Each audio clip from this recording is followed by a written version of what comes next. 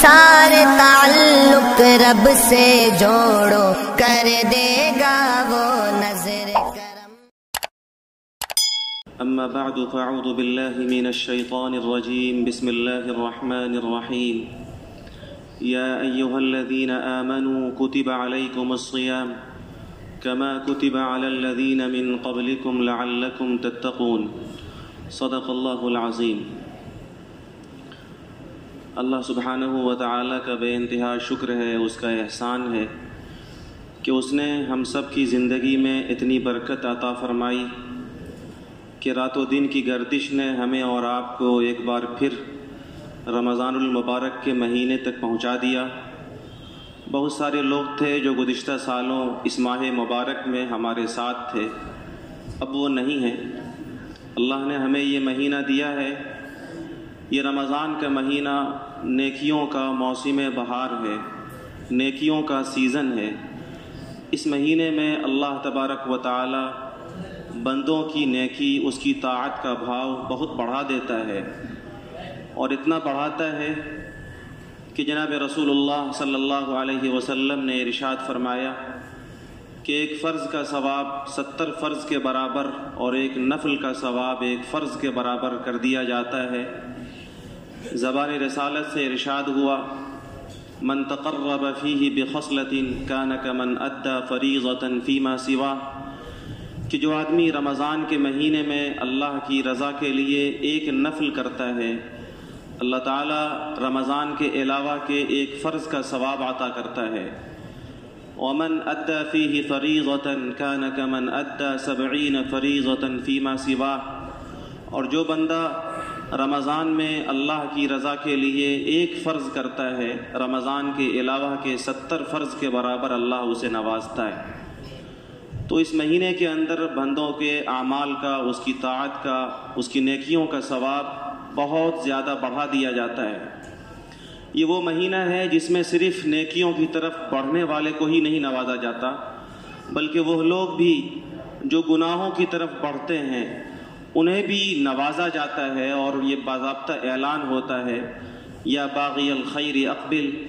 اے نیکیوں کے کرنے والے، اللہ کی طاعتوں کو انجام دینے والے، آگے بڑھو اور سبقت کرو اور اللہ کی بندگی کرو۔ اللہ نے تمہارے لیے جو تیار کر رکھا ہے اس کے لیے اور کوشش کرو۔ وَيَا بَاغِيَ الشَّرِّ اقْصِرْ، اور اے برائی کی طرف بڑھنے والے، رمضان کے مبارک اور مقدس مہینے کے مل جانے کے بعد بھی اس کی ناقدری کرنے والے، گناہوں میں اپنے آپ کو ملوث کرنے والے، اپنے اوقات کو برباد کرنے والے،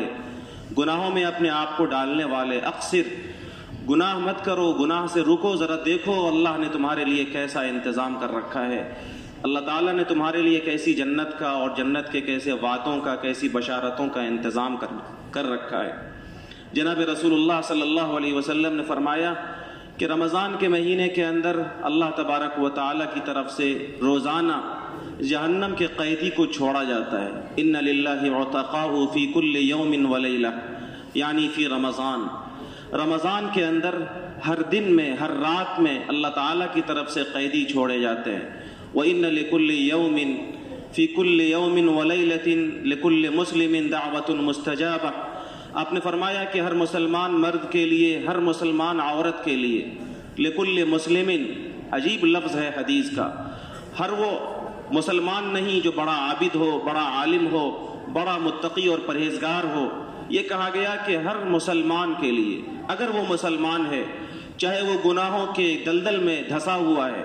چاہے وہ اپنے اوپر گناہوں کا بڑا بوجھ رکھے ہوا ہے، چاہے اس کی زندگیاں گناہوں کے اندر گزری ہیں، اگر وہ مسلمان ہے تو رمضان کے اس مبارک مہینے میں ہر دن اور ہر رات اللہ اپنے اس مسلمان بندے کی دعا کو قبول کرتا ہے۔ یہ مر مٹنے کا مقام ہے۔ وہ لوگ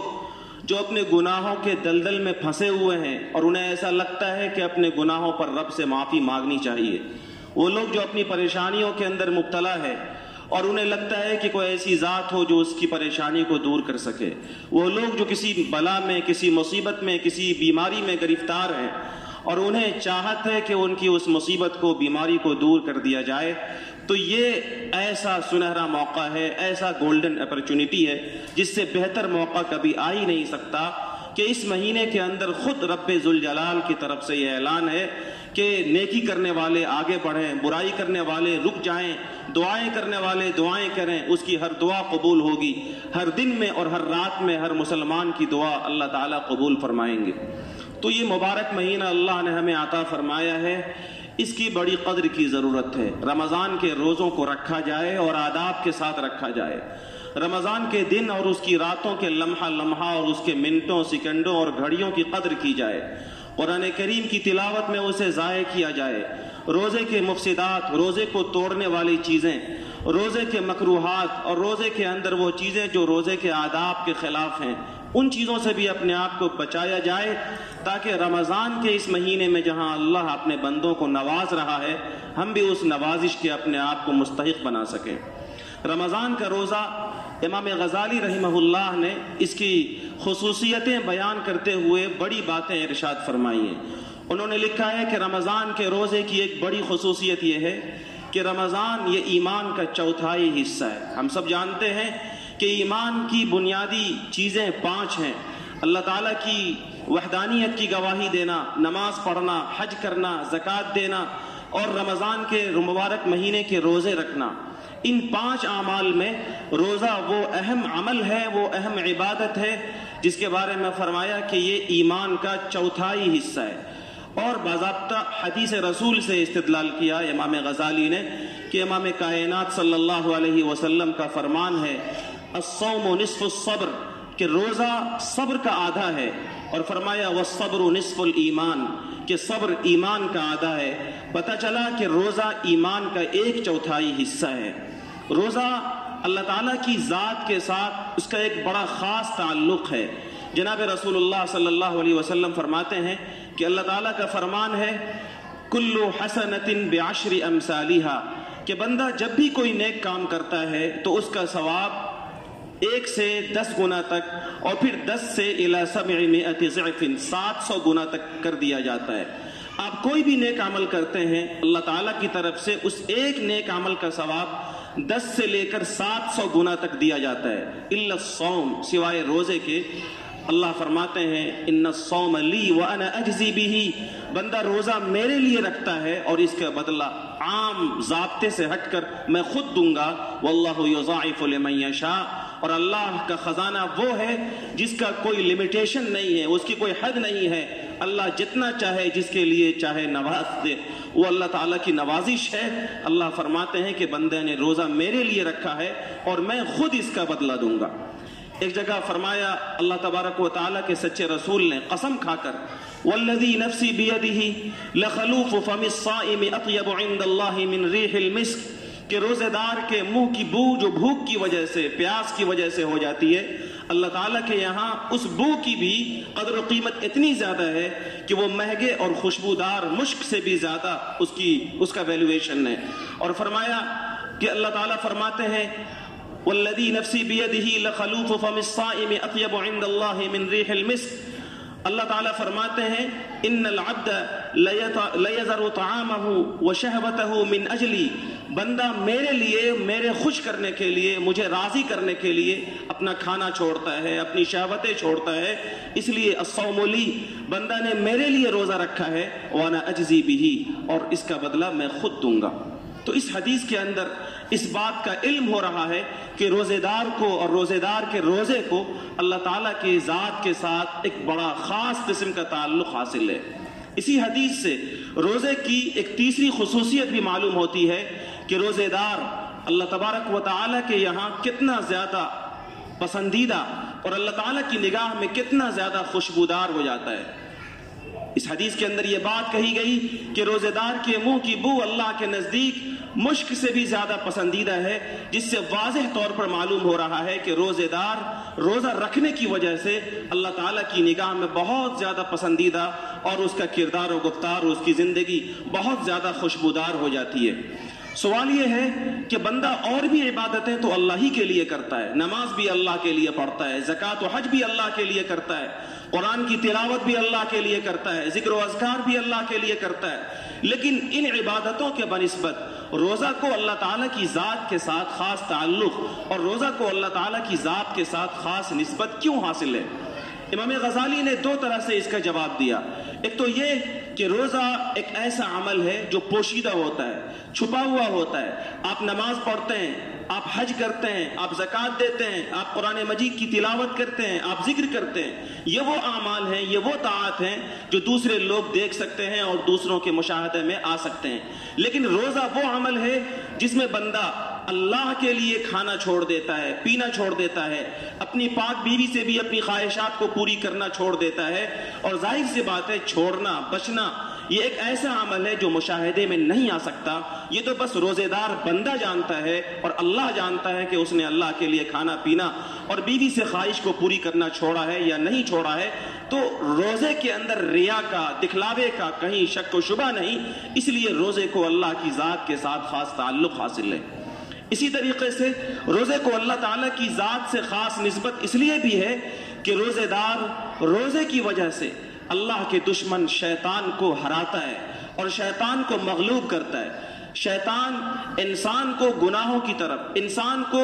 گناہوں میں, خواہشات اور انسان کی شہوتوں کے ذریعے سے مبتلا کرتا ہے. ہماری خواہشیں اور ہماری شہوتیں یہ وہ چیزیں ہوتی ہیں جن کے ذریعے سے شیطان ہمیں اللہ تعالیٰ کی نافرمانی کے اندر مبتلا کرتا ہے. اور ظاہر سی بات ہے, انسان کی خواہش, انسان کی شہوت یہ کھانا کھانے سے, پانی پینے سے, مرغن چیزوں کے کھانے سے مضبوط ہوتی ہے. جب آدمی زیادہ کھاتا ہے, زیادہ چیزیں لیتا ہے تو اس کی خواہشیں بڑھتی ہیں, اس کی شہوتیں بڑھتی ہیں. اور جب خواہش مضبوط ہوتی ہے, شہوت بڑھتی ہے, تو پھر انسان گناہوں کے اندر مبتلا ہوتا ہے. اسی لیے ایک حدیث میں آقا صلی اللہ علیہ وسلم نے ارشاد فرمایا, ان الشیطان لیجری من ابن آدم مجرى الدم, کہ شیطان انسان کے جسم میں ایسے ہی دوڑتا ہے جیسے خون دوڑتا ہے. فَلْيُضَيِّقْ مَجَارِيهِ بِالْجُوعِ, تو تمہیں چاہیے کہ شیطان کے دوڑنے کی جگہوں کو بھوکا رہ کر تنگ کر دو. یعنی جب بندہ روزہ رہتا ہے تو انسان کی شہوتیں بھوکا رہنے کی وجہ سے ٹوٹ جاتی ہیں,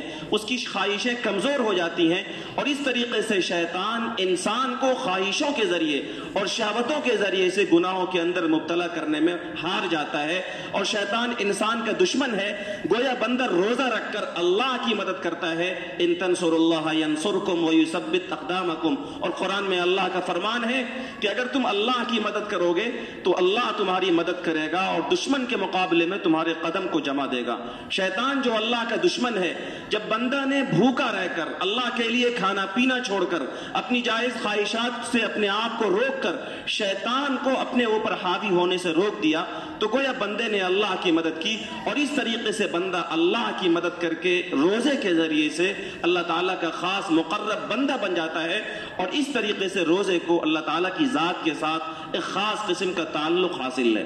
روزے کی ایک چوتھی خصوصیت یہ ہے کہ صرف روزے دار کے لیے جنت کا ایک خاص دروازہ ہے. آقا صلی اللہ علیہ وسلم نے فرمایا, ان للجنت بابا یقال له الریان لا يدخله الا الصائم, کہ جنت کا ایک دروازہ ہے جس کا نام ریان ہے. اس دروازے سے صرف روزے دار داخل ہوگا, روزے دار کے علاوہ دوسرا عبادت گزار داخل نہیں ہو سکتا. اس سے بھی پتہ چلتا ہے کہ روزہ دیگر عبادتوں کے مقابلے میں وہ خاص عمل ہے, وہ خاص طاعت ہے جس کی بنیاد پر بندہ جنت کے خاص دروازے سے داخل ہونے کا مستحق بنتا ہے. روزے کی ایک پانچویں خصوصیت امام کائنات صلی اللہ علیہ وسلم کے حوالے سے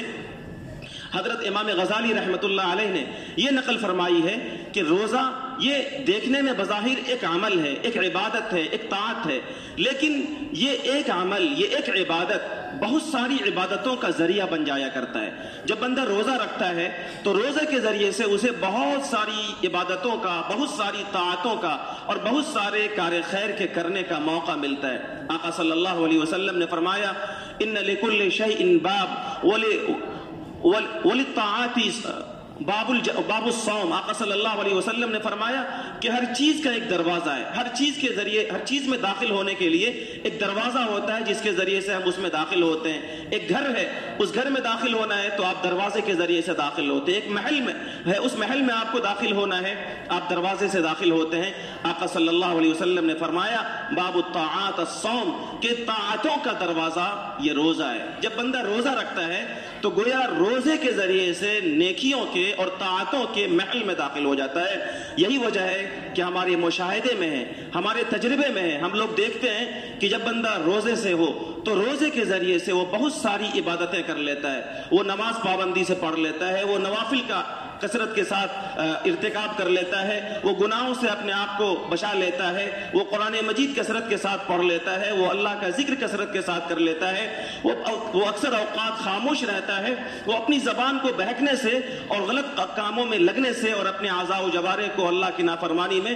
مشغول ہونے سے بچا لیتا ہے۔ تو اس طریقے سے روزے کے ذریعے سے بندہ اللہ تبارک و تعالی کی بہت ساری عبادتیں اور بہت ساری طاعتوں کو کر لیتا ہے۔ اسی طریقے سے امام غزالی رحمہ اللہ نے روزے کی ایک خصوصیت یہ بتائی ہے کہ روزہ بندہ صبح صادق سے لے کر غروب آفتاب تک، صبح سے لے کر کے شام تک اللہ تعالیٰ کے لیے رکھتا ہے، اور روزے دار روزے کی حالت میں جب ہوتا ہے تو اس کا ہر عمل اللہ تعالیٰ کے یہاں طاعت ہوتا ہے، اس کا ہر عمل اللہ تعالیٰ کے یہاں نیکی شمار کیا جاتا ہے، یہاں تک کہ آقا صلی اللہ علیہ وسلم نے ارشاد فرمایا نوم الصائم عبادت، کہ روزے دار کا سونا بھی عبادت ہے، وصمتہ تسبیح، روزے دار کا چپ رہنا بھی اللہ کی تسبیح ہے، وعلمہ مضاعف، روزے دار کا علم اللہ تعالیٰ کے یہاں بڑھایا جاتا ہے، ودعاؤہ مستجاب، اس کی دعائیں اللہ تعالیٰ کے یہاں قبول کی جاتی ہے، وذنبہ مغفور، روزے دار کے گناہ اللہ تعالیٰ معاف کر دیا کرتا ہے۔ تو روزہ کی حالت میں بندہ جب تک روزہ رہتا ہے تب تک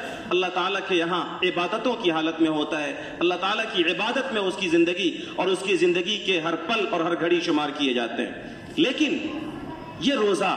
اللہ تعالیٰ کے ذات کے ساتھ خاص تعلق رکھے، یہ روزہ ہمارے لیے باب الریان سے داخلے کا سبب بنے، یہ روزہ ہمارے لیے اللہ کی بارگاہ میں ہماری دعاؤں کی قبولیت کا ذریعہ بنے، یہ روزہ ہمارے لیے اللہ تعالیٰ کی بارگاہ میں ہماری مغفرت کا ذریعہ بنے، یہ تب ہے جب روزہ واقعی روزہ ہو، جب روزوں کو اس کے ارکان کے ساتھ، اس کے آداب کے ساتھ بندہ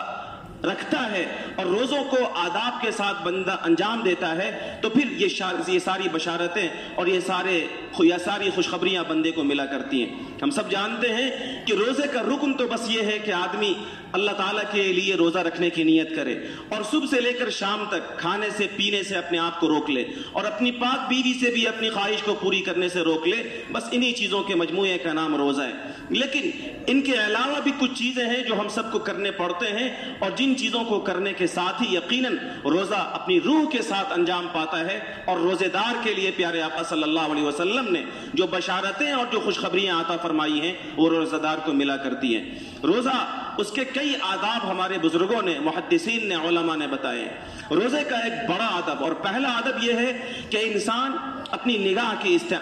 کی حفاظت کرے۔ امام غزالی رحمۃ اللہ علیہ نے خاص طور سے یہ بات لکھی ہے کہ 3 طرح کا روزہ آدمی رکھتا ہے، 3 طرح کا روزے دار ہوتا ہے، ایک تو بہت خصوصی روزہ،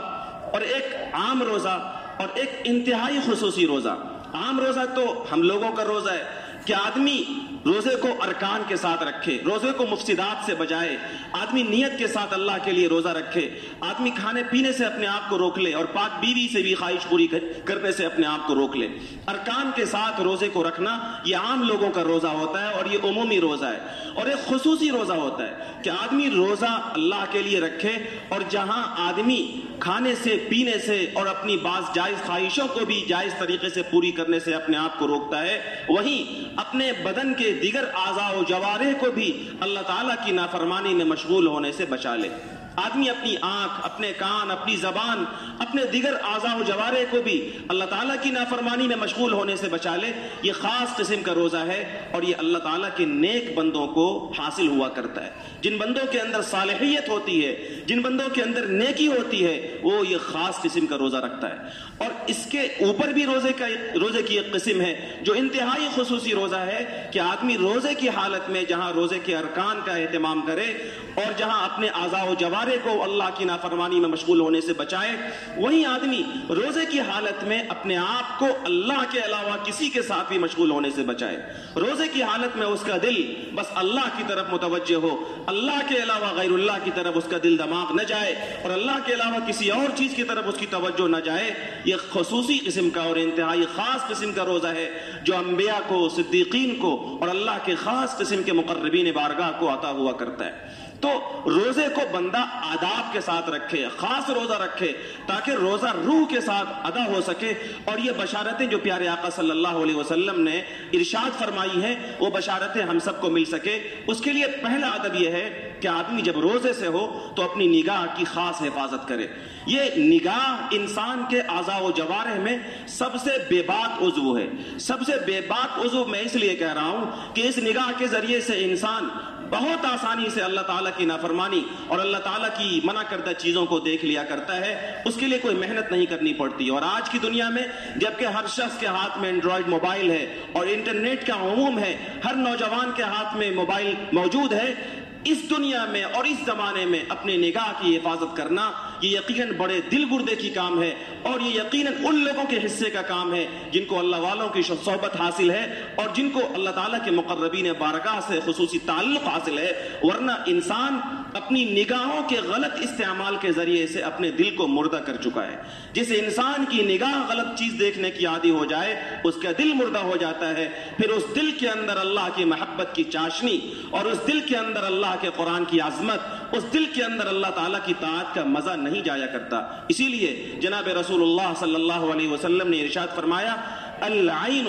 سہم مسموم من سہام ابلیس، کہ یہ نگاہ شیطان کے اور ابلیس کے تیروں میں سے سب سے زہریلا تیر ہے۔ انسان کو گمراہ کرنے کے لیے شیطان جو سب سے زہریلا تیر استعمال کرتا ہے وہ یہ نگاہ ہے کہ جس انسان کی نگاہ غلط دیکھنے کی عادی ہو جائے پھر وہ اللہ تعالیٰ کی عبادت کی چاشنی اور اس کا مزہ نہیں پاتا۔ اس لیے رمضان کا مقدس اور مبارک مہینہ ہم لوگوں کے لیے، نوجوانوں کے لیے اور ہر مسلمان کے لیے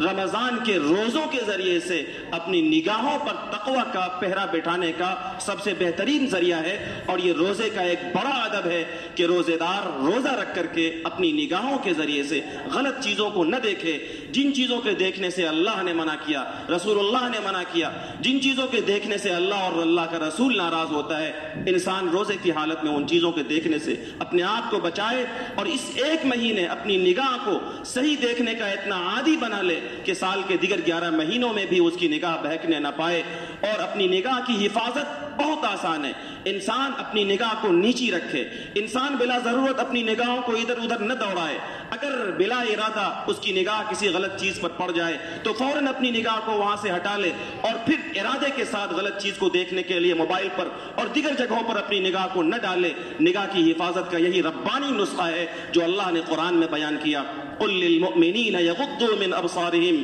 ویحفظوا فروجہم، کہیے ایمان والے مردوں سے کہ اپنے نگاہوں کو پست رکھیں، نگاہوں کو جھکا کر رکھیں، نگاہ کو بلا ضرورت ادھر ادھر نہ ڈالیں، اس کی نگاہ ادھر ادھر بہک جائے فوراً اپنی نگاہ کو پست کر لیں، یہ نگاہ کی حفاظت کا بہترین ذریعہ ہے۔ روزے کا دوسرا ادب یہ ہے کہ ایمان والا جب رمضان کے مہینے میں اللہ کے لیے رمضان کی گرمی میں کھانا پینا چھوڑے اور بھوکا پیاسا رہے تو اپنے زبان کی بھی حفاظت کرے۔ انسان کے اعضاء میں اور انسان کے جسم میں انسان کی نگاہ کے بعد سب سے زیادہ بہکنے والی چیز اس کی زبان ہے۔ زبان یہ بہت جلدی انسان کی غلط استعمال ہوتی ہے اور بہک جاتی ہے۔ اس زبان کے ذریعے سے جھوٹ بولنا عام دنوں میں بھی گناہ کبیرہ ہے۔ اس زبان کے ذریعے سے غیبت کرنا، کسی کی پیٹھ پیچھے اس کی برائی کرنا، کسی کو ذلیل کرنے کے لیے اسکیم بنانا، کسی کو رسوا کرنے کے لیے پلان بنانا، کسی کی تہمت کرنا، کسی کے پیٹھ پیچھے اس کی کھلیاں اڑانا، یہ عام دنوں کے اندر بھی حرام ہے۔ اور غیبت کرنا اتنا بڑا اور سنگین جرم ہے